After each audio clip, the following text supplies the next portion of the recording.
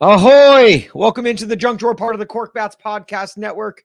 AD got married this weekend for those who don't believe true love still exists, and or for those who don't believe in anything anymore, like me, since the Derrick Henry news broke. Welcome to the club, pal. Thanks. Today is November 1st, 2021. Wake up, wake up, wake up. It's the first of the month.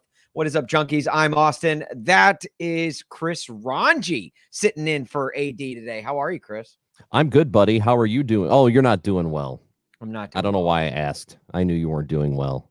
This is one of the darkest days. I don't want to say of my life because that's like pretty dramatic.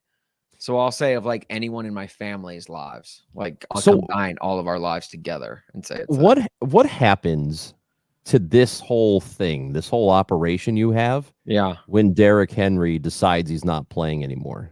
Because it's like your identity, you're the number one I like to think Derrick Henry fan site. Are you going to be able to expand onto other things? Do you have to find somebody else? I like to think that we're not solely built on Derrick Henry. I mean, yes, we are the number one Derrick Henry fan site on the internet. But I like to think that we've diversified our portfolio enough to where we can survive, much like we survive in the off season when he's not around. When in the off season, we only get like a workout video from him every couple of months. So like it's very slim pickings in the off season. So it's tough. I'll be honest. It's difficult. He does provide a lot of content for us in football season. He does get us a lot of clicks and views because he's great and we love him. And it's going to be hard to navigate these waters for the next 6 to 10 weeks, no matter what they are. Now, do I think Derrick Henry can come back before then? Yeah, but yeah. Anyway, we'll get all to this more in just a bit. This is the Junk Drawer. It is a podcast where we literally just talk about anything and everything. And now that we live stream, you can interact with the show. If you can comment along if you're watching on Facebook or if you're watching on YouTube. I don't think you can comment along on Twitter right now, which kind of sucks because I don't know. Ever since they switched from Periscope to Twitter's like native broadcasting thing, I don't think there's comments available. But so if you want to comment along, jump over to YouTube or jump over to Facebook and watch along with us there. And since this is a podcast, I am legally obligated to tell you to please rate, review, and subscribe to this podcast. We appreciate all of you who do. Seriously, it's a big help. We're gonna hit the good, back, and ugly. We're gonna skip 3 for 3 today, so with AD being out. But we will end with a Frank fact and a Bowdoin college football update. So as we normally do, we start with AD for good, back, ugly. But obviously, since he's not here, we'll start with Rongey. But before we do, Chris, quick, Rongey, name a woman. Queen Victoria. Queen Victoria. Wow. Okay. I think she's dead, right? She's got to be dead. Look, that counts though. That counts. That's the thing. Yeah. At least you're not like AD where you name like Betty Crocker, who's not even a real human. Name a song. Sure? Yeah, we looked it up. Name a song. Happy Birthday. Nice. That's a good and that's what you got to do in games like this, where it's like it's quick thinking. You just think of the most common song you can think of. Sure. Which fits Ronj because he's probably the most common guy you'll ever meet in the world. I mean, that's correct. I'm like everybody else. All right, Ronj, let's get to some good, back, ugly. What do you got for your good of the week? I think this is obvious. I mean, it's right. It's obvious. It was the single best performance of Sunday. Nobody did anything better than Justin Fields. Oh. Did you see the breakout game? Which, by the way, the Bears lost. Can you imagine having a breakout game? And you know what? It doesn't matter, really, the fact they've lost. Like, this season doesn't mean a damn thing for the Bears, with the exception of developing him, getting him more reps, getting him closer to being and a lot of people don't think that he's NFL ready. I think clearly he is, but the career is just starting, a lot to learn and a lot to get adjusted to. But if he's not NFL ready, if you want to take that stance, every game he plays is a game closer to him being NFL ready. And yesterday was a demonstration of what you can look forward to. It was only an 84.7 quarterback rating yesterday, which wasn't great, but there are flashes. And that's all you really need. There was that touchdown run where it looked like he was toast. And I know you saw that one inside the red zone, thought, okay, like he's all right. Well, never mind. Thought they were going to score. They're not going to. And he made. I thought he was going to be sacked on the right side of the field, and he ends up scoring along the left side of the field. Just probably the play of the weekend, I would have to say. Yeah. And if it's not, it's one of the top couple. Just remarkable athleticism, probably the best athlete on the field. And I think you're going to see more and more of stuff like that as he gets comfortable at the pro level. But dude, he's awesome. He's so good. And I asked the question on Twitter yesterday: can he adopt me? If I want Justin Fields to adopt me, can he? One, I don't think it's legal. Yeah. And here's the thing I don't know. Can you adopt somebody older than you?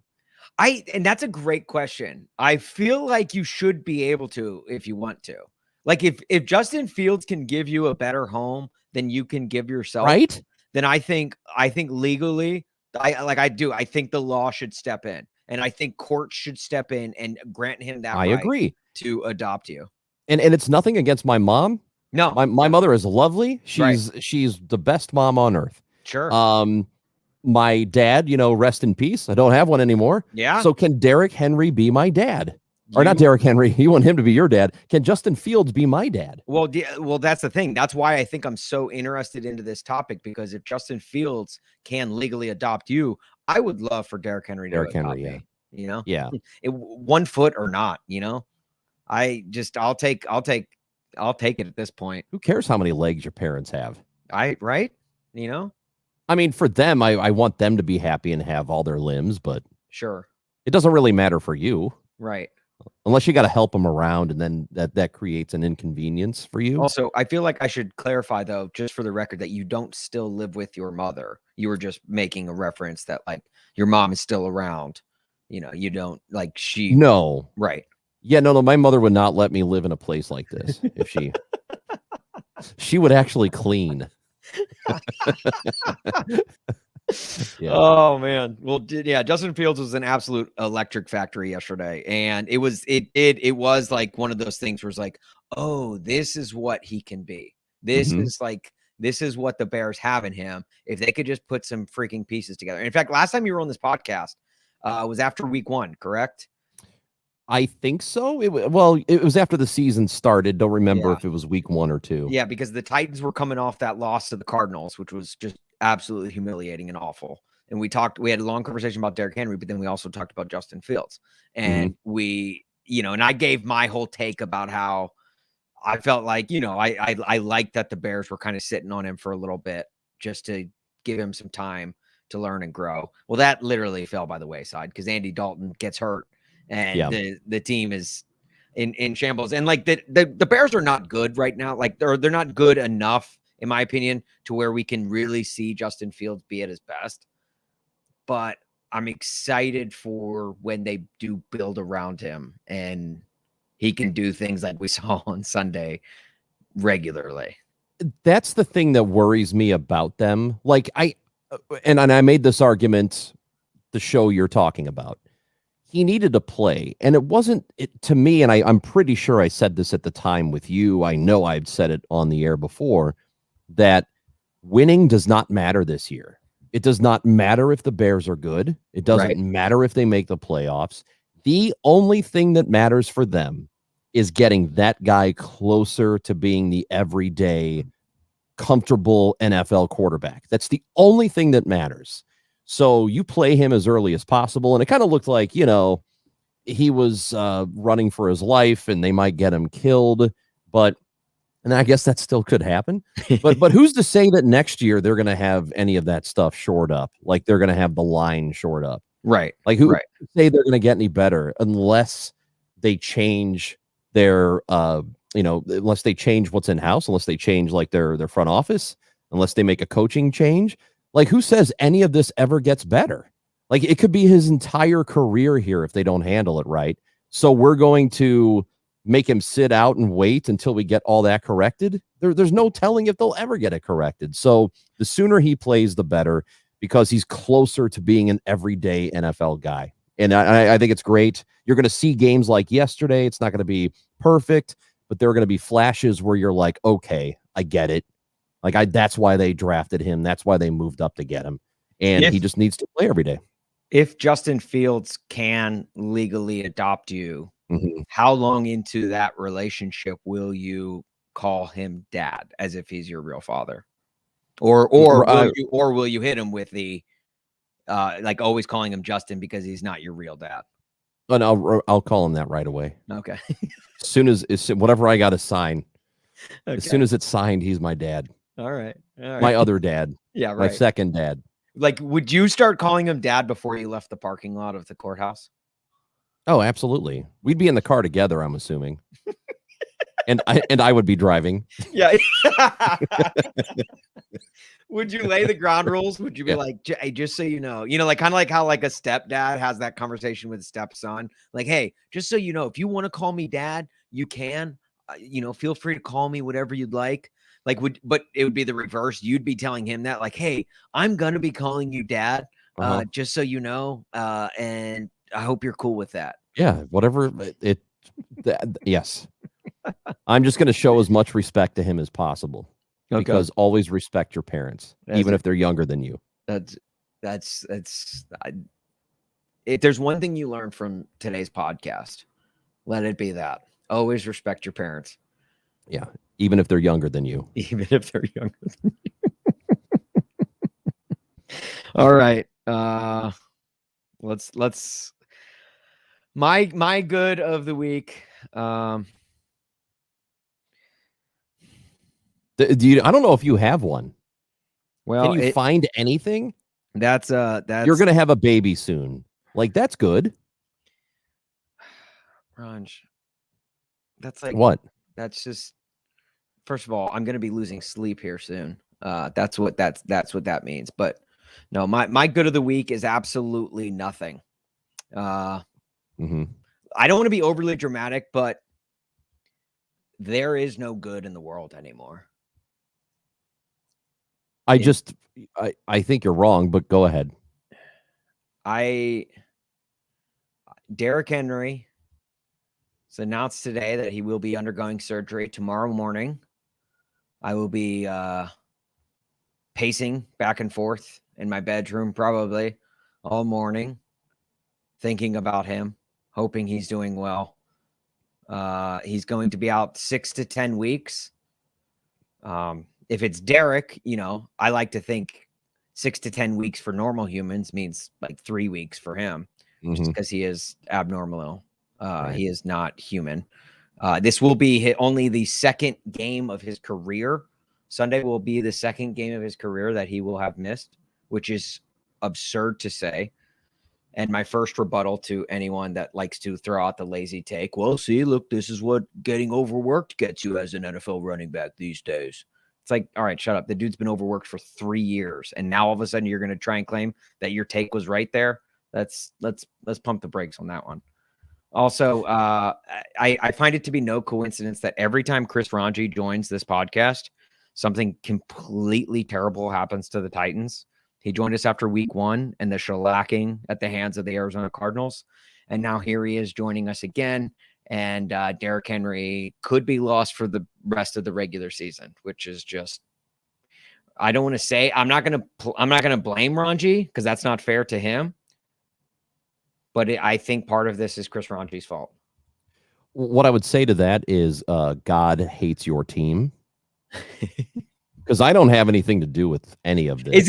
Does God hate my team? Because literally they say that, like the saying, and this is not my saying, but they say the Titans are even greater than the gods. So God's like, yeah, okay, I'll show you. And so that's why I don't know who said that other than you. No, that's the quote in Remember the Titans. That's the movie, yeah. Yeah, some say the Titans were even greater than the gods. It's Greek mythology, really. Yeah, okay. That's what it is. Yeah, I've only seen that movie once. Shout out to Grit. Oh, hey, Grit. Who's watching on YouTube. He says 6 to 10 Derrick Henry weeks. See, and that should be noted. 6 to 10 Derrick Henry weeks is like, you know how like 1 year dog years is 7 year people years? Right. 6 to 10 Derrick Henry weeks, I think, is like 3 to 10 human weeks, right? Do you think Derrick Henry, when he's in the operating room, is stiff-arming surgeons? They try to come up to him and he's just shoving them away. No. You know what operating on Derrick Henry is like? Did you ever see the movie Independence Day? Yeah. You know when they're cutting open that alien? The alien in the room with the glass wall. And they're being very steady and they're being very careful, trying not to, like, the thing is sedated. Or no, actually, I think it was only concussed at the time. And so, well, didn't they think it was dead? I think they did think it was dead. And they're opening this thing up. And then all of a sudden you see the eyes open up. That's going to happen to Derrick Henry on the operating room table tomorrow. Like, and then he's going to grab one of the surgeons by the throat and then speak through him. Yeah. Release me. That's terrifying. Release me. And then he'll be back out on Sunday. And then Adrian Peterson's out of a job again. Oh, poor guy. Poor AP. I'm going to get into that. I'm going to get on that in just a little bit. You know what? Maybe all of this wouldn't have happened to Derrick Henry, and I want you to hear me out on this, if he wasn't so overworked. I hate you. And damn it, you literally, I knew that was going to come from you of all people too. What? It's just the laziest take that anyone in national NFL media can give, because they're saying this like as if it's a new revelation. And yes, Derrick Henry's workload has been more this year than in years past, but not by substantial numbers, like not by an absurd amount. So for you to say, for anyone to say that Derrick Henry's being overworked, that's why he got injured. He has been overworked for 2+ seasons now and never once missed a game. Never once sat, except for the Saints game. One time he missed a game. And that was only because that game had no playoff implications whatsoever. So the Titans rested him. That wasn't even an injury related. I mean, yeah, he was like, he felt maybe a hamstring, but it wasn't really, I don't know. I just think I just know that take is coming. And then all of a sudden, if the Titans lose a game without him, they're going to say, well, see, Tannehill can't win without Derrick Henry, which is absurd too. I don't know. I feel like, Austin, one of the things that you might be discounting, because you say, I mean, he has been overworked for a long time. You're right, because the offense runs through him. But I feel like the factor that you're not taking into consideration is age and time. And he's only 27. It's not like the dude's 35 or anything. And he could end up playing another 7 years and be pretty productive for most of it. That's totally possible. Look at Adrian Peterson. Right. AP did it. And he's still playing, but but he did it at a high level when he was in his 30s. So that could very well happen to Henry, who seems to be a different animal, who is bigger and stronger than AP. So but you think. I think it's an issue of mileage, maybe. And I don't know if that's really the case. I'm sure people are making the argument today that, it's because he's overworked. And I don't know if that's true, but I think you can't totally discount it and say that it's not that it's lazy, because maybe it's not. All these hits, all the miles, they build up over time, and he's not getting younger. But it's also one of those things where it's this is a guy who has gone 6 years in the NFL without an injury. Right, but eventually they can't do that forever. And I agree with that. I think eventually you will hit an injury. Yes. But I don't know. I think that it's just awfully convenient. I don't know. And maybe I'm being just too biased right now. Maybe I'm just being too caught up in the weeds. And I just think it's ridiculous that it's you're going to get an injury at some point in the NFL. That I will not disagree with. I think it would be abnormal if he didn't. But for him to do it this season, I don't know. I just think it's really a lot of the national media is going to be like, well, that he's just like every other running back, because he's not like every other running back. He was on pace to absolutely shatter. Remember at the beginning of the year, and you said, what is the expectation for Derrick Henry? And I said 2,000 yards. I said I would, and then I said, okay, no, let me scale that back. I'll say 1,500 yards. And you're like, that's still a lot. That's still a lot of, to say that is the bar. That is low level of expectations for Derrick Henry. I said, I think the dude is a monster. I think he's unbelievable. Like he's unlike anything we've ever seen. And he was on pace for not just 1,500, he was on pace for 2,300 yards. So to say like he's like every other running back, oh, shelf life of a running back's only 4 years. That's wrong. Everyone gets hurt. Yeah, like yeah. You just can't group him into the same group that you can every other running back, in my opinion.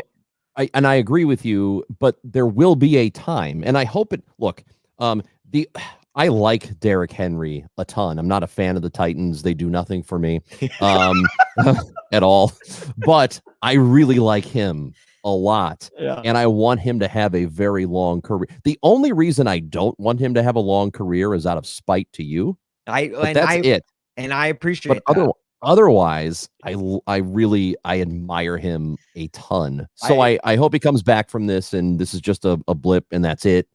And then he'll be okay for another several years. But it's totally. I think you just can't totally discount the possibility that at one point he's going to have an injury, and then that'll be the start of he had this, and now there's a knee thing down the line, and now there's this will be like this is kind of like. No, I'm saying it could be. I'm not saying it is. Okay. I'm saying you have to like, I don't think you could just say that all of the arguments that he's been overworked is just a lazy argument. Some probably are, because to say, and I don't know who's saying this. Like, I don't know who you're talking about specifically, but if people are saying it's just like every other running back. I've seen it a couple of times. Like, and it's the same. And that's the thing too. That's my problem with the national media as well. Is like everyone gives the same take. Always. And there are no other takes. There's only one. Then that's just what speaking of Bears fans who like to watch Derrick Henry, we got this tweet today at Cork Bats. A guy says, I'm not okay. I've spent as much time rooting for Derrick Henry the last few years than I have my own team because he's such a joy to watch. All the Bears running backs are hurt, and now the king himself. Can we just cancel the season? Yeah. No, and I know he wasn't thinking about the development of Justin Fields when he wrote that tweet, but that's the reason the season goes on, man. Yeah. That's it right there. Brandon DeRoos on Facebook says, you have my shoulder to cry on, Austin. Thank you so much. Also, nice, I've been tipped off that you can comment on Twitter. It's just we don't get them onto our live stream for whatever reason. So did anybody share them? Answer the question of whether or not I can be adopted by a younger man? If anyone can answer the question, if Chris Rongey is looking to get adopted by Justin Fields, if anyone has that answer, please let him know. I need to know. We're looking for answers to that question. All right, Ronj, what is your back of the week? Well, this one's also a little Bears centric. Let's bring back Cody Parkey. Because after the amazing touchdown run by Fields yesterday, which we talked about, the 22-yard run in the fourth quarter, the point after attempt was missed by Cairo Santos. And I'm totally hold on. Cody Parkey, Cairo Santos, both guys that went through the Tennessee Titans kicker washer. Yeah. The car wash, I guess, if you will, that the Titans had going for a while there before fat Randy Bullock ended up landing the job. But yeah, these are all friends of the Titans. So yeah, keep going. It was really funny because yesterday when that happened, that amazing run, I'm sitting on my couch watching, and he scores, and it would have tied the game if they hit the point after.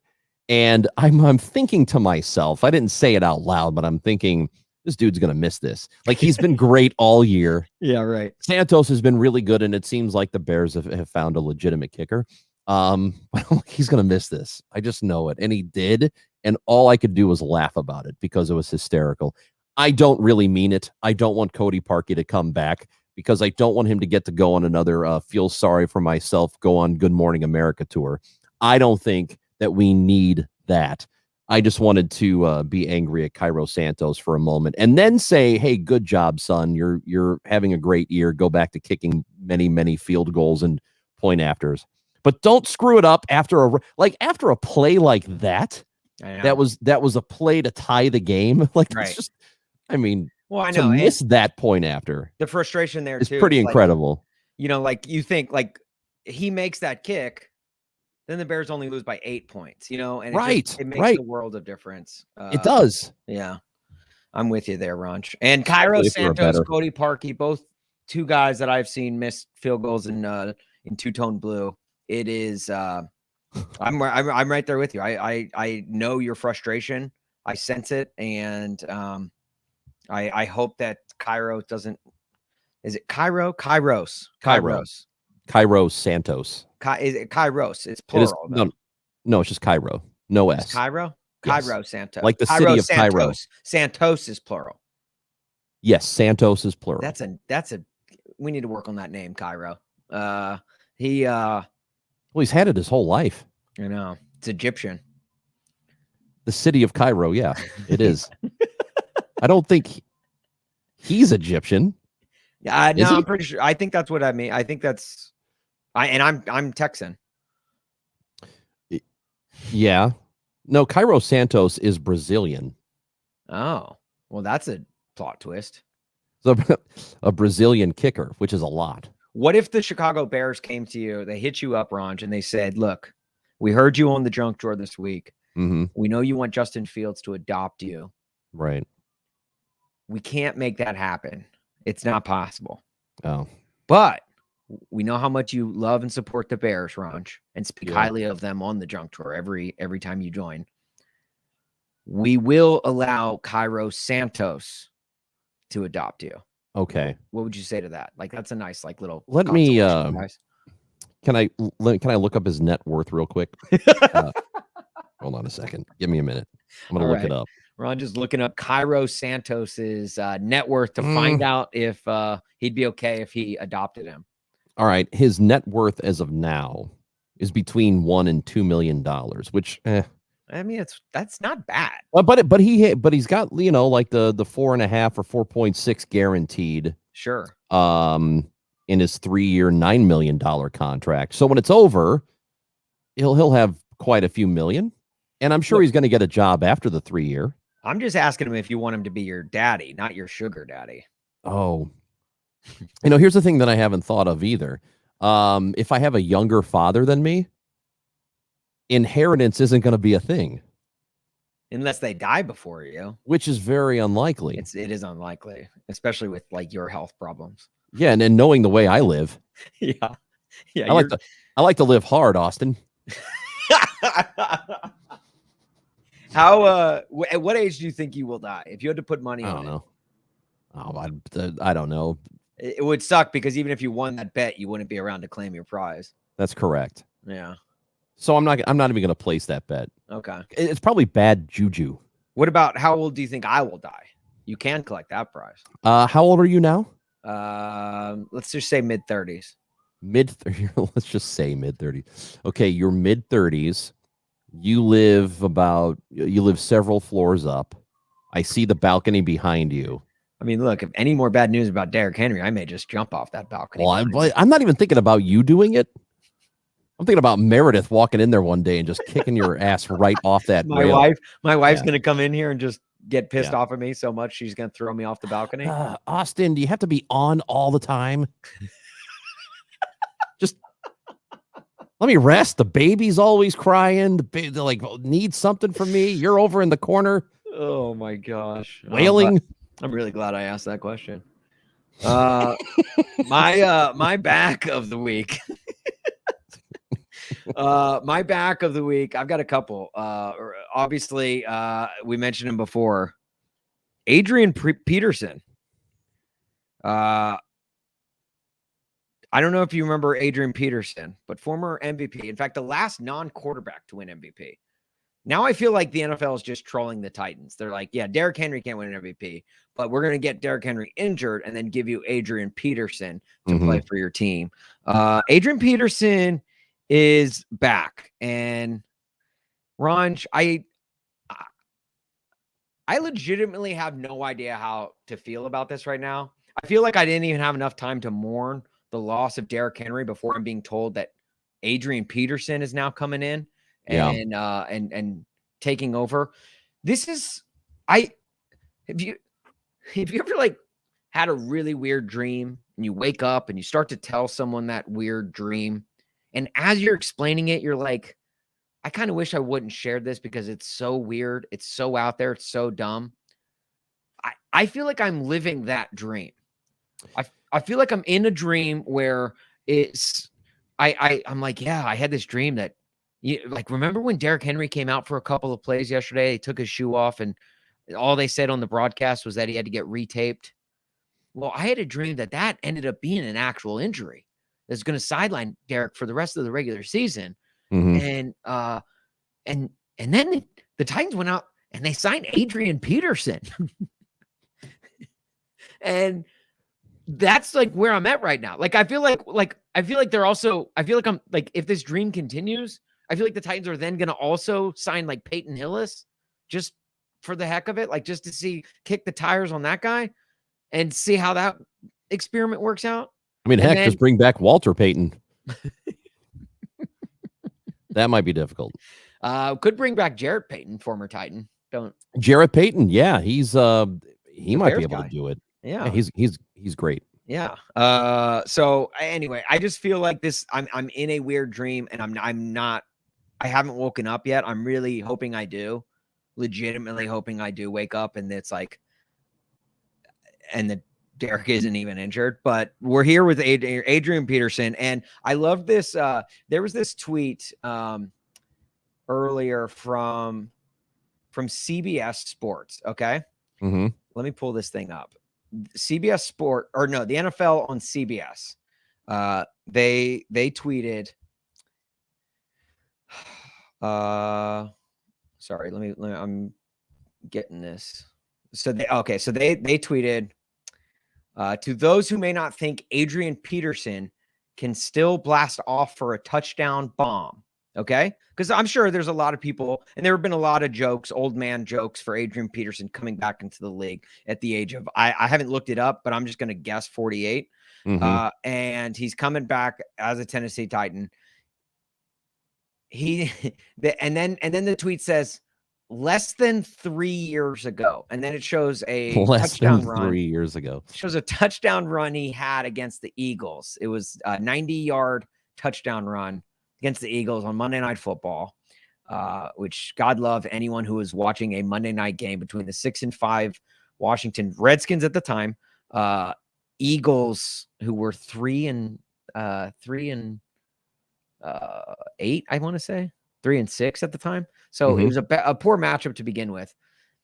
But CBS is hyping Adrian Peterson highlights from, as they quote unquote say, less than 3 years ago. Rongey, do you realize what was happening in the world less than 3 years ago? Like, less than 3 years ago is not as short of a time span as NFL on CBS wants you to believe. Well, so less than 3 years ago was a year before the pandemic started. Right. And it feels like the pandemic started 50 years ago. Less than 3 years ago could have technically been 2 years before 2018.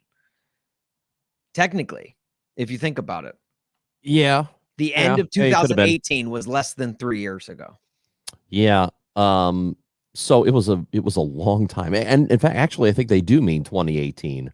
Yeah. Right? Right. Because I think he played in at the end of this run, I think is from the end of 2018. And it feels like this damn thing started, 40 years ago. It feels like we've been living in the pandemic my entire life. Right. Right. People weren't wearing masks and arguing about whether or not they should get a shot in the arm or not. Like that wasn't a thing back then. Which is you're right. It's such a weird tweet, especially because we talk about the shelf life of a running back being like 3 to 5 years, and they're like, this is just 3 years ago. Like, yeah, that's an eternity. I looked for it a up, running back. The average NFL career is 3.3 years. Mm-hmm. This run happened less than 3 years ago. Basically saying this tweet happened less than an NFL career ago. In the entire time, like the time frame they're talking about, 800 players have started and then retired their careers. Right. Like, it's really just a weird thing. It is the 33-year-old Adrian Peterson. So I guess what? So that he's only 36 right now, right? Yeah, he's 36. I say only 36. Look, Mark Sanchez was the quarterback for the Redskins at the time. Mark Sanchez. Okay. This was before the Eagles won a Super Bowl. I think. No, maybe just after. This was the year after they won a Super Bowl. I think that was 2017, 2018. They won it. Yeah, they won in January 2018. Trust me, I remember. Yeah. That was the Cody Parkey season. Oh gosh. Oh, I'm sorry. And it was against Philly. My thoughts and prayers. Yeah. Ronj. Thank you. Yeah, we were still eating Tide Pods 3 years ago, Ronj. Still? Yeah. My God. I think that was that was the Gus Frerotte year, wasn't it? Where he slammed his helmet into the wall and gave himself a neck injury. Ronj, less than 3 years ago, a kid was filmed at Walmart, built an entire music career. Oh, played Coachella. Mason. What's Mason his Ramsey. face? Oh, that little twerp. Yeah, I saw that dude in St. Louis. Okay, so you saw him in concert? Kind of. So actually, did he play? I don't remember. Dork. So there was what was it called? I think it was 2018, and there was a like a party in a mall parking lot in Southern Illinois. As naturally. And naturally it would be, right? Wing Fest. I think that's what it was called. It's called Wing Fest. Okay. And then they had a stage and they had bands play, whatever. And the station I was working for, you and I worked there both. They had that company had this event, and Mason, I almost called him Mason Crosby, Mason Ramsey, played.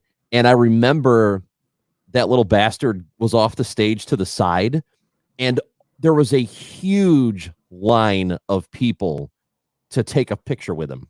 Huge line. Yeah. There were so many people there to go see that little weirdo.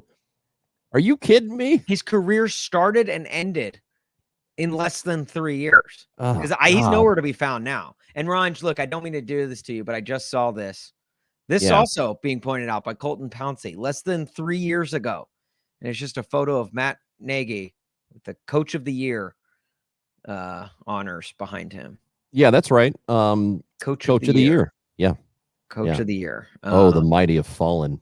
I'll just say less than 3 years is not the time frame you think it is in the NFL on CBS. And you would think the NFL and CBS would know more than anyone, but apparently not. Yeah, they don't.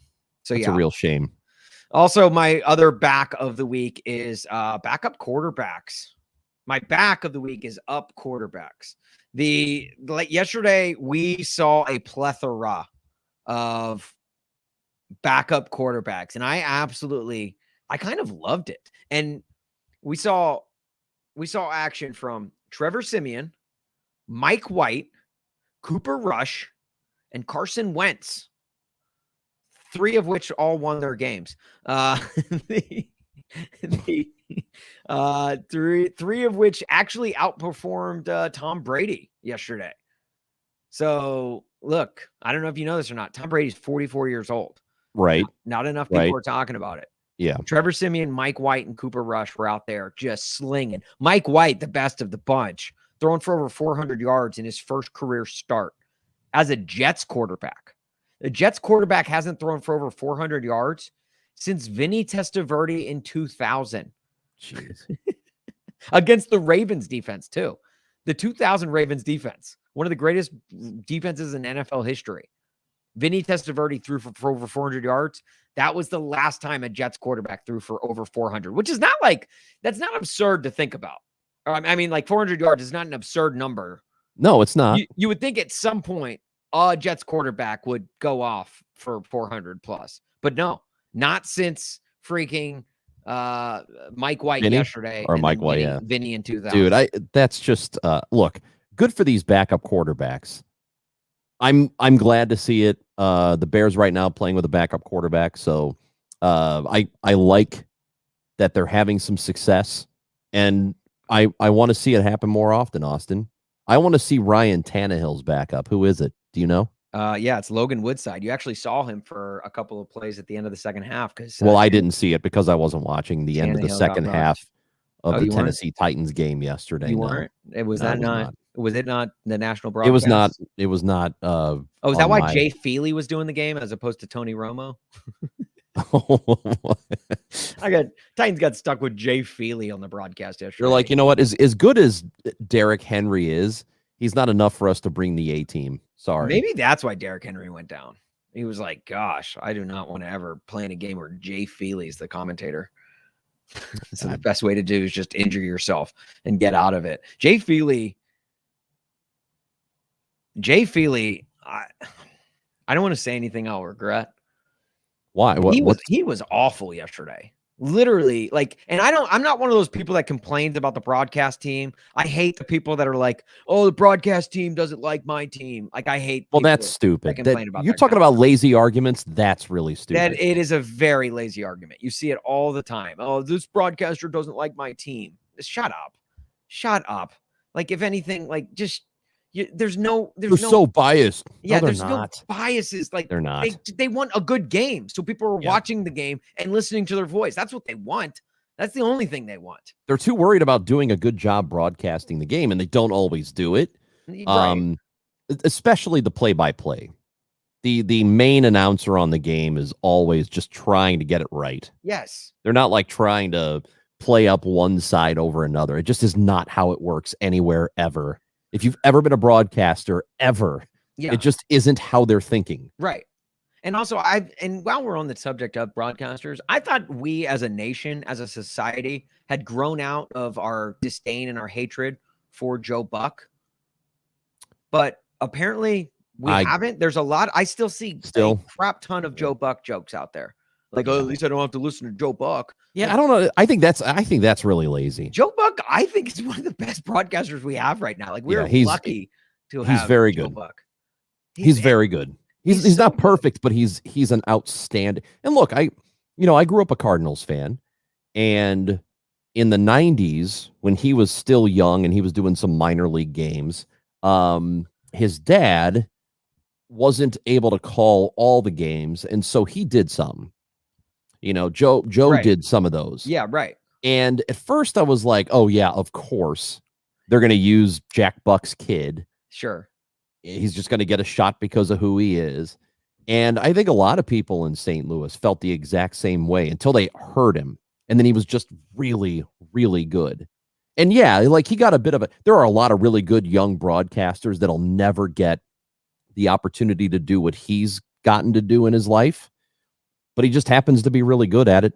Well, and that's the name helped him. Yes. That being a Buck helped him get into that position and helped people notice him, but he just happens to also be awesome at that job. Right. And he works his ass off. And the thing that I love about him too is he's gotten better. He's gotten better at what he does. Yeah, I agree. I don't think he was like, I did not like Joe Buck. I'll admit it. I'll come out as a Joe Buck hater, if you will, in the late 2000s, 2009-ish, around the time of the helmet catch of the Super Bowl. It was trendy. It was trendy. It was very trendy. Joe Buck hater. Right. And it was trendy. I went with the trend. You're a trendy fellow. Look at your cap. Thank you. Thanks. Wearing a beanie for our podcast audience. But it was also like, I also did not like his call of the David Tyree helmet catch, one of the most exciting, electrifying plays in Super Bowl history. And it was one of the most boring calls for it. It was like, and he made the catch. Like, that was actually probably more excited than he was on that play. I will say that he does have some crutches. Like, there's some, if you notice in football, and I don't know if most people pay attention to it, every pass is caught. He's like, pass is caught by Tyree. Yeah. Pass is caught. It's like it's the same thing every single time. Right. The way he does it. Right. Like, but that's like a very minor criticism. But then I went on to read Joe Buck's book, and I realized that he was going through some serious health issues that year with his throat, right? Was that his throat? Yeah. And so that's why they call it, like, he was still he was technically should have been rehabbing his throat at the time, but he did the call, and that's why he could not elevate his voice. He could not get loud on that call. Yep. It kind of sucks because that call will forever have that bad call on it, but he owned that, And then he's only gone on, and I feel like he's only gotten more and more exciting of an announcer with each big play since then. I don't think there is a more criticized national broadcaster than him over the last 30 years. I don't think it's close. I think he is the most criticized. Him and but he's also in the Monday Night Football booth. Right. But he's also the most willing to say, yeah, I screwed that up, or I wish I had done this differently. Extremely he always absolutely extremely self-aware, which I have respect for anyone who is self-aware. I have utmost respect because there needs to be a lot more self-awareness. This is Austin. I think we've talked. Yeah, I agree. Maybe we've talked about this. I say there are two qualities in people that if everybody had them, overall, generally, we would be much better off. One of them is empathy, and the other is awareness. Like, just be aware of, I don't know, if you say, well, this guy's soft, but you also cry about like absolute nonsense in your life. And if it occurs to you, oh, holy crap, I'm being soft right now. Right. Like, have some effing awareness. Right. Like the crap that you complain about that other people do, I promise you do some of it. Right. I promise you do. Yes, thank you. And the term like Karen would not be an issue, like would never have been coined had everyone had just self-awareness. Right. Like you're really going to argue about something so mundane. If someone like parks in your parking spot, you're going to freaking bitch and moan to the point where a video of you goes viral on the internet. Like, just like, I don't know. It's just, there's so many times where I'm just like, wow, I wish that person was just a little more self-aware, be better off for it. There is there's a George Carlin line, or I don't know about your podcast. Is it okay if I use a curse word? Yes, it is. Which, real quick before you get into it, yeah. Grit says, I can't stand Joe Buck still. Call me trendy. Oh, Grit. No, Grit. We're saying it was trendy. It was not anymore. The way bell bottoms were trendy. It was. Yeah. Well, actually, no. I guess no. He's right, because we said it was trendy. It went out of style, and now it's coming back in style. Because I'm seeing a lot of people hate Joe Buck, and I don't get it. I don't know. I don't either. Anyway, well, Grit's still wearing Crocs. I think he actually does. Trendy. I think Grit does. I bet he does. I'm not sure. That's my guy. Right. But there's a Carlin line. Yeah. And this isn't exactly what he means, but I think it fits perfectly. He said, you ever notice that other people's stuff is shit, but your shit is stuff? And it's like when it's somebody else's thing, like that's stupid. But if it's my problem, it's not. Like, this is a problem because it's mine. Like, have some damn awareness and have some empathy. Like, try to put yourself in other people's positions every now and then. And if people did that, they did those two things, we'd all be better off. I get so frustrated with how much like Boston bias there is in just like national media, because it feels like every national writer is from Boston or had spent some time in Boston at some point. So there's a lot of Boston love that goes around. And then I take a step back and I look at Cork Bats, the site that I run, and how much Derrick Henry bias there is. Right. So yeah, it's like, all right. And you're one of those guys who says, you ever notice that people from Syracuse can't wait to tell you they're from Syracuse? you went to Mizzou. I did, yeah. Same people. Excuse me, sorry. That's journalism school. It's the University of Missouri School of Journalism. Yeah, right. Yeah, it's same people. You guys are the same people. One of the top 3 schools. I also hate people that like claim they went to Northwestern. It's like, we get it. You went to Northwestern, okay? I went to the University of Missouri School of Journalism. All right. Same level of prestige as Northwestern. You're right. What's your ugly of the week? My ugly of the week is the NCAA. You may have heard about the Illinois center, Kofi Cockburn. I don't think so. How he pronounces it. That's a name. Yeah. Coburn. I think he pronounces it Coburn, doesn't he? I don't know. I think he pronounces it Coburn. Is it? But it's spelled Cockburn? Yeah. Okay. Like the Cockburns. Yeah, right. Yeah. That's a perfect name for someone who works at the NCAA. Correct. Well, no, he plays for Illinois. Oh, gotcha. ILL. So would Kofi has been suspended. Cock-a-line burn? I'm just going to go ahead and move. All I'm going right. to keep. I'm Yeah, going to let's keep keep moving. going. Let's keep I'm going moving. to go right past that. That's fine. That's fine. Blow through that stop sign. He has been suspended 3 games by the NCAA. It was announced today. And the reason it's happening is he had declared for the draft earlier in the year and decided to test those waters in June, early June, because of the fact he was going into the draft. He partnered with a company called the Players Trunk and sold his gear, like some of his stuff, through the website, and then posted a tweet promoting the sale, and that was in early June. So he made some money off his likeness. The rule for players in college athletics to be able to make money off their name, image, or likeness did not go into effect until July. Because he did this a month before it went into effect, he has to serve a 3-game suspension, and he has to give back all of the money that he made from this. The NCAA is just an outrageously stupid, ugly organization. It's worse than I complain about the NFL, the organization, a lot because they are also they're great at making money, but the way they operate, Major League Baseball gets a lot of criticism, and deservedly so. But the NCAA is an absolute joke. Just a joke that you're still going to, and I don't even like Illinois. I am not an Illini fan at all. But you're going to suspend this kid for 3 games for doing something that is now legal for them to do because he did it a month before it was legal? Yeah. Who gives a crap? Let him make his money. No, do you remember when Mizzou got Kelly Bryant from Clemson? Yeah. For that year, and Mizzou's schedule was lined up. You're looking at like they had a great, like the schedule was in their favor. It was like their 2 West games were like 2 of the easier teams in the West. They didn't have to face an Alabama, didn't have to face anyone. Like they had all of their tough East opponents at home.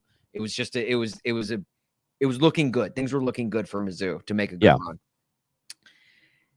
But then the NCAA comes knocking and says that the penalty that Mizzou self-reported. Mizzou had they reported themselves. Mizzou had a tutor go rogue, and I guess was taking tests for kids for 1 or 2 football players and then a couple players for other sports. And then she threw them all under the bus herself. She threw them all under the bus.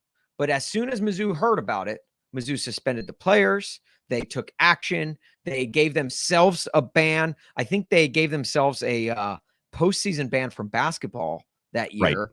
And they did a number of other things within the athletics department. I think they I don't know if they fine themselves. I don't know if you can fine yourself. I can't remember, but it was a list of punishments. Yes. And so they said, okay, this is what we're doing. And then they turned over all of their evidence from their internal investigation over to the NCAA.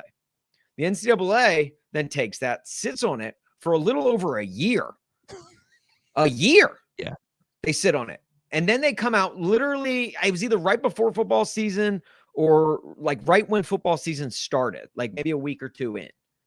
And they come out and they say, we've got added punishments for the University of Missouri. They had bowl bans for all 3 of the sports. They reduced scholarships, which is that's one of the biggest like punishments you can serve in college football. It's the worst, I would say. Scholarships, yes, I would say, especially if you're not a legitimate national championship contender for any of the sports. Yeah. If you're like a Mizzou team where it's like you're struggling to keep pace in the SEC, most years, like that, scholarships is everything because you need that depth. You need it in so many levels. Then they give them a bowl ban as well. So in a year where Kelly Bryant's coming as a grad transfer, you're like, okay, Mizzou's got a quarterback again after Drew Lock. This is good. They can keep that momentum that Drew Lock built and continue it into this next season. The NCAA says, no, you're not. So literally the exact same thing. And it's almost scary how similar the instances were. Happened at Mississippi State with the Bulldogs. Did Mississippi State get the same punishment? Did they get the Did they get the docked scholarships? Did they get a bowl ban? No, they didn't get any of it. There was a similar situation with North Carolina. North right? Carolina, Yeah, faked UNC classes. Yep. For 30 years, and they got nothing. 30 years, right? They didn't get a single punishment. They didn't get scholarships. They didn't get reduction. They were faking classes, and kids were graduating for decades with these fake classes under their belts, and they got nothing. The NCAA investigated it and came back and gave no punishment. So the fact that the NCAA is inconsistent at best, it is so bad. It is a terrible run organization. I would be like, okay, if they came out and they said, okay, look, you commit this punishment, you get this crime. You commit this punishment, you get this crime. And then every school was the same. But no, they say, oh, it's a case-by-case basis. You know, what has happened with Kansas and LSU and all of the basketball programs that got in trouble with Adidas? Anything? I don't know. I don't know if anything. Yeah, you're right. It's just and the thing when they sucks. It's so bad and it's so inconsistent. And I think Major League Baseball takes more criticism than just about any other organization. Oh, for sure. But at least some of the stuff that you may not like it. You may not like the ghost runner at second, or you may not like the 3-pitcher minimum. Yeah. But at least you can parse through it and make some sense of why they're trying these things. They may not work. Right. And they may not have the intended purpose, but you get it. Right. Like the NCAA rule may not make sense, but the reasoning behind the implementation of the rule makes sense. The rule may not work. Right. It may not be effective, but at least there's I understand why they're doing it, even if I hate it. Yes. But the NCAA is just, they don't make any damn sense. The NCAA is implementing so bad. The NCAA is implementing a runner on second base for extra innings rule into football. You're like, yes, they're just that's right. That's right. There's a 3-pitcher minimum in basketball. Like, what are you doing, NCAA? 3-batter minimum. Nobody even knows. What a damn joke. But anyway, Kofi from Illinois, I think I mentioned this, but the reason he's being suspended because I said he declared himself for the draft, but after getting an idea of where his draft position would be, he said, you know what? I'm not even going to bother going through. I'm going to go back to school and play. So now he's back to college after selling his likeness or selling some of his gear, which is it's just so outrageous, but whatever. NCAA going to do what they do. All right. My ugly of the week, Ronj, I don't get this. Mm-hmm. There's something in this world that I don't understand at all. Mm-hmm. Mm-hmm. And I don't know if I will ever understand it. But my ugly of the week, yes, is Pete Davidson. Dude, what? I don't get it, man. Go ahead. Yeah. Pete Davidson. I don't get it. Pete Davidson, and he's like, Pete Davidson could literally be my ugly of every week. Which, look, I'm not, and I don't want this to be like a personal appearance smack. Like,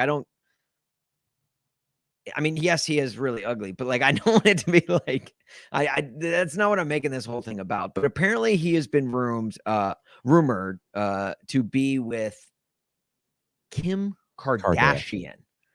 I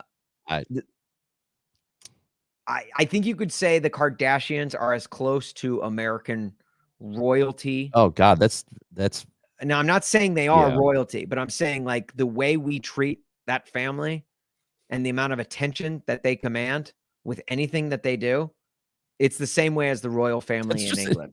It's so funny. We went from the Kennedys in the 60s to the Kardashians. Right. Like our royal family is the Kardashians, who are famous for being on television, and they're on TV because their dad was a lawyer in a murder trial. Yeah. Like, okay. Yeah. What do you think? Right. Yeah. What do you think they're what do you think spawned their fame? Was it it was Robert Kardashian? Well, right. But then celebrity they went through a couple of years where they weren't, and then what really the reality show. It was like the Kim sex tape was what. Oh yeah. That probably helped. blew everything up. No pun intended, but okay. So Pete Davidson has been linked to Kim Kardashian now, and I don't know if I get this at all. Now they're claiming that they're just friends. They were friends, but they were photographed holding hands on a ride at an amusement park. I think they were at Knott's Berry Farms, which color me shocked. I don't know if you've ever been to Southern California, but of all of the amusement parks in Southern California, Knott's Berry Farms is like, it's like the county fair of amusement parks in Southern California. You've got Universal Studios, you've got Disney World, Disneyland. You've even got a Six Flags down there. But they chose to go to Knott's Berry Farms, which is just like I guess it's from the Knott's estate. What do they make? Jam? They make jelly? So here's what that is. She's slumming it. She's slumming it right now. Are you saying he's just a rebound guy? Yeah. Yes. And she's like, I don't want all of that. Okay. I'm gonna go for this scumbag. Yeah. And when that doesn't work out, she's gonna go even lower, and they're gonna end up just going to a straight up carnival. Like, it's not even gonna be like, she's gonna go out. They're gonna go to Wingfest at the mall in Southern Illinois. Yeah. Yeah. She's going to go out with like a weekend news anchor in Sacramento. She's going to go out they're going to go to Mason Ramsey. She's going to date Mason Ramsey. Well, he's 14, so no, she's not anymore. He's not. He's 14 now. Less than 3 years ago. Is he 14 now? He was like 11 then. Oh. Well, yeah, the twerp is a teenager. Don't put anything past the Kardashians. No. But there is a conspiracy regarding this relationship, Ronj. Mm-hmm. Have you heard this? Both so Pete Davidson, people think that he's spawning these dating rumors with Kim Kardashian because he's trying to get back at Kanye. And which I do want to share this. I do want to share this one tweet that I saw today from Erin McGowan. She's a friend of Cork Bats, former writer of Cork Bats. She says, SNL is Pete Davidson's dating app. LOL SMH. I did see that. Maybe I saw it because you tweeted it, but I did see that. That to me is just so funny. And it's true. Like Pete Davidson, like every time a host comes through SNL, it feels like Pete Davidson's finding, because Kim Kardashian just hosted SNL a couple weeks ago. They did a skit where they were Aladdin and Jasmine and they kiss on a magic carpet in the skit. Yep. And so now people are like tying that to these photographs of them being at Knott's Berry Farms holding hands. They're wondering, like, are they a thing? They've denied it, but now the internet's running with it and saying Pete Davidson trying to get back at Kanye because Pete Davidson is friends with Kid Cudi. He was invited to celebrate Kid Cudi's birthday back in January of 2019 at Nobu, which is a very expensive sushi place in Malibu. Japanese, you're right. Yes. With his manager and producer. So Pete Davidson was under the impression that it was just going to be the three of them. Yeah. They would. So he arrived early to the restaurant to give his credit card and treat, as he calls his boy, to a birthday dinner. Okay. Now, as Davidson joked, he said, everybody's like, skinny and whatever. It's all fine. I'm sure you can imagine Pete Davidson, that being said in Pete Davidson's voice. And then while they're sitting there, Timothy Chalamet shows up. Oh, Chalamet? Chalamet. What did I say? Chalamet? Chalamet. Timothy Chalamet. Timothy Chalamet, star of Dune. Oh, the ladies love Timothy Chalamet. Oh, yeah. Soon to be Wonka. He's going to be Wonka coming up. Yeah, he's in Dune. Yeah, he's in Dune. And he's, I'm trying to think what else he's in. There's a movie called Call Me By Your Name. Something like that. There's a movie called The King on Netflix. He's in. There you go. So Timothy Chalamet, he shows up. And so again, Pete Davidson's like, it's still no big deal because he's also skinny. So it's going to be fine. He's like, these people aren't going to eat a lot. They're all skinny. But then the guest list didn't stop there. Then Kid Cudi turned to Pete Davidson and said that Kim K and Kanye West, who were still together at the time, were going to show up. Now, Pete Davidson, while pretending that it would be awesome, started freaking out a little bit about the bill. Because remember, the waiter still has his credit card. So he joked that he needed to call his manager to book more shows. Then when the two showed up, Kim and Kanye first requested the special room in the back, which I can only imagine is a very pricey thing. You're already at Nobu in Malibu. It's already a pricey place. If you ask for the special room in the back, that's probably going to only upcharge you. Then when it became time to order, Kanye said, and I quote, "I want that stuff that's not even on the menu, that crazy stuff." Which I'm sure we can all imagine. That sounds right. Kanye requesting that. Yeah. So Davidson said that fortunately the bill wasn't as bad as you might think, but it's not like it's Applebee's. It's Nobu, which is like 77 Applebee's. So he's at like the best Japanese restaurant in California. Yeah. So great. People are thinking now, linking, oh, maybe he's trying to get with Kim to get back at Kanye, all for that expensive sushi. Oh, dinner. well, that's a hell of a stretch. Nah, they're probably just banging. That's fine. I don't get the Pete Davidson thing, but Mob is in. Mob from the Cineboys is in since the French Dispatch. He's also in the French Dispatch. New Wes Anderson movie coming out. Oh yeah. I did see the preview for that. The trailer. Is it called Little Women? Is that the movie he's in? He's probably in that. There's a lot of stars in that one. Yeah. The new version of Little Women. All I know is for women think he's adorable. Timothy Chalamet. Yeah, they love Timothy Chalamet. Yeah, and apparently Pete Davidson too. That I understand because he is adorable. Yeah, he is kind of adorable. Timothy Chalamet is like a French Tom Holland, in my opinion. You know, like they're both like skinny, cute. Like you could probably fit him into most travel size backpacks. Yes, but he's not actually French. No, but his name is. Like he was born in New York. Yeah, no, but he looks French. He looks like if you put one of those little berets on him, he would definitely. Yeah, he does look European. Right. You're right.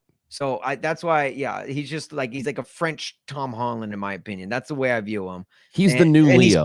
He's cute. He's the new Leo. That's a good call.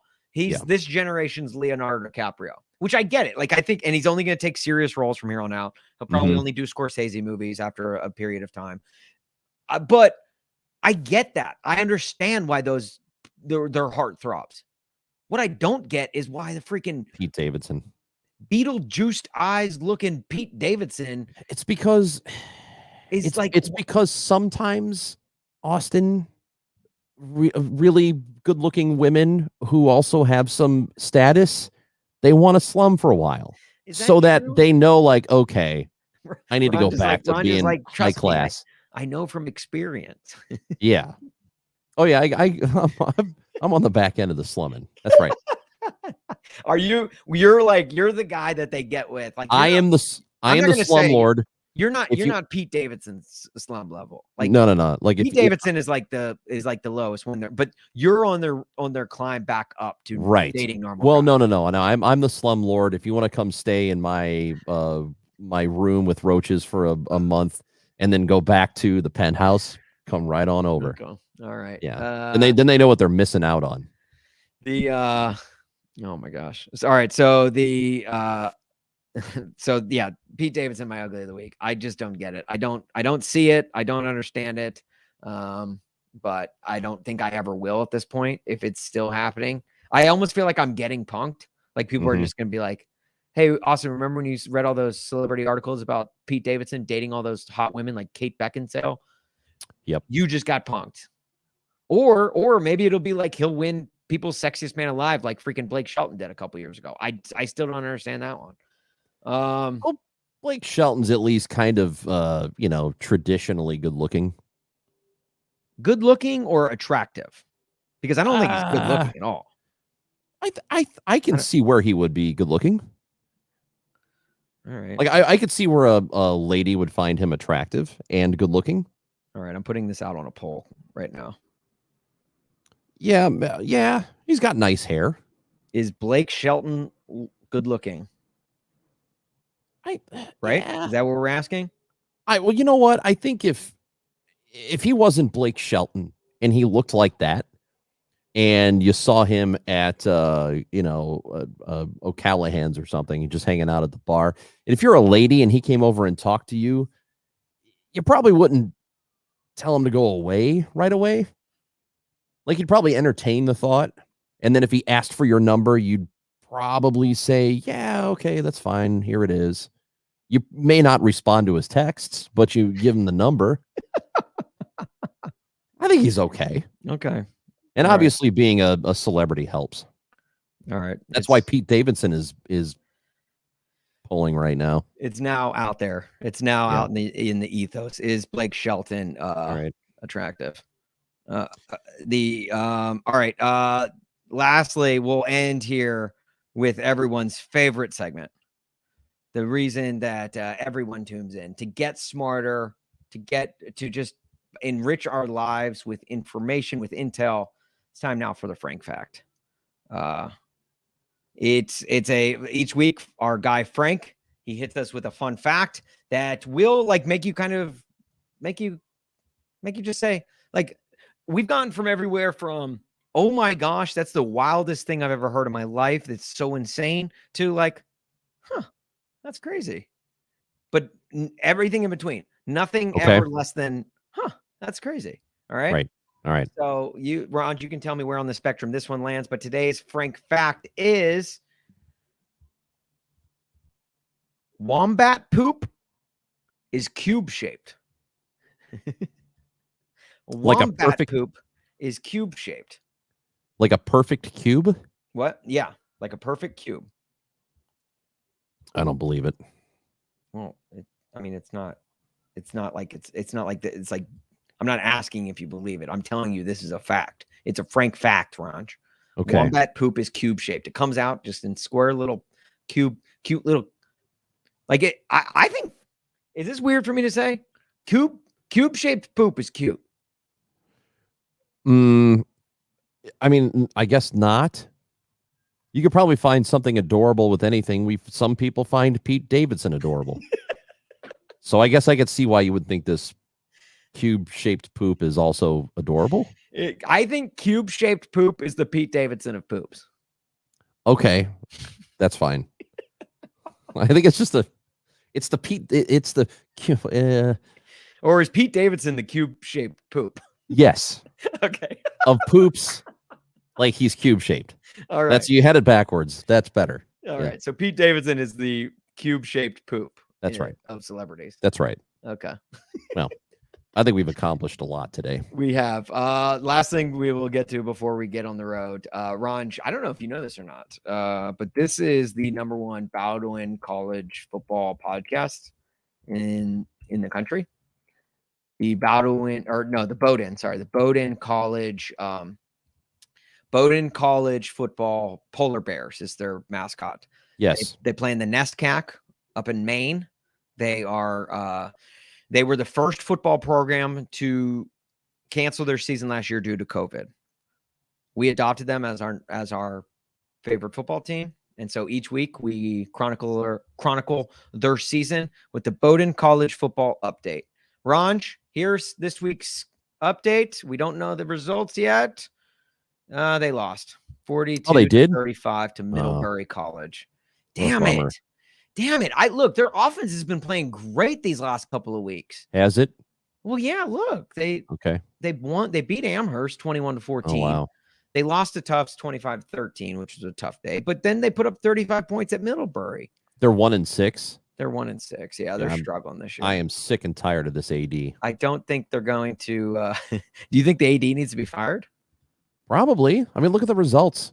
Well, Buck stops with the athletic director. So you're not even going head coach. You're going AD. Well, I mean, the problem's always at the top. Okay. Well, yeah, no, you're not wrong there. Yeah. All right. Do we start the movement? Yep. All right. Hang on. Let me look up Bowdoin College athletic director. I'm going to look this guy up. Let's find out. Tim Ryan. No, wait. No, that's a different college. Oh, boy. Nikki Pearson. Oh, no, that's the associate AD. Pearson. No, that's the associate AD. Oh, no. Okay, it's not his fault. Nikki Pearson's the guy who's going to take over eventually. Oh, no. It is Tim Ryan. It's Tim Ryan. Oh. But it's just the title is the Ashmead White Director of Athletics. So I guess they named their athletic director position after another. That's a weird thing to do. You name the title, you name the job after like someone else. Yeah. That'd be like me being like, oh, like, Austin, what do you do for a living? Oh, I'm the Chris Rongey host of the morning show. Like, or like I am the Chris Rongey director of athletics. Like, I like that. Chris Rongey, the guy who got fired for sleeping around on the job. Yeah. What the hell? Are you starting rumors? All right, Tim Ryan, we want you. It's time we fire Tim Ryan. The Bowdoin College. It's been a rough season. It's been a tough go. It's time to move on. Time to go. Definitely time to go. All right, Ronj, it's been a pleasure, man. It's been fun. Has it? Back in here again? Okay. Yeah. What? Thanks so much for joining us. You got anything you want to add for the road? No. Can I go now? Yeah. Is this over? Almost. Jeez. We have to go through the end. We do want to wish a very special congratulations to AD and his lovely wife now, Britt. They got married on Saturday. Hey, Britt. Congratulations, AD. That's why AD is not here this week, and we had to put up with freaking Ronj. So AD, please get back very quickly, just so we don't have to deal with Ronj anymore. Yeah. And congratulations to you too. I was there. It was awesome. It was great. Corkbats 2 got a shout out at the reception in the best man speech from AD's brother, which was awesome. That was nice of him. Yeah, Colin. Shout out Colin for the love. And follow at Corkbats 2 on Instagram. We're trying to get our followership back up after Dana White had our last account deactivated. So we're now Corkbats 2 on Instagram. Give us a follow. Remember, subscribe, rate, and review. Ronj has nothing for the road, so I don't have to get back to him. No. And last thing I will say, in honor of AD being gone, since he is not here to say it, I will remind you, please water your plants. It's important in these time of needs. They need to be fed water. What is the matter with you? Water your plants. That's what he says at the end of every episode. I'm not going to say it. Yeah. Okay. You think I'm just saying this? Yes. I think you're just talking. I hear your wife in the other room going, wrap it up, Austin. All right. I forget how. Better wrap that shit up, B. How do I end this? What do I say? Goodbye. It's over. No, I don't say goodbye. There's something else. What is it? And I know you know. Oh yeah. It's have your pet spayed or neutered. No, that's what? Bob Barker. It's what do pirates say? Yar. No, okay. Gosh, why did I ask that? Oh, what? That's right. It's ahoy.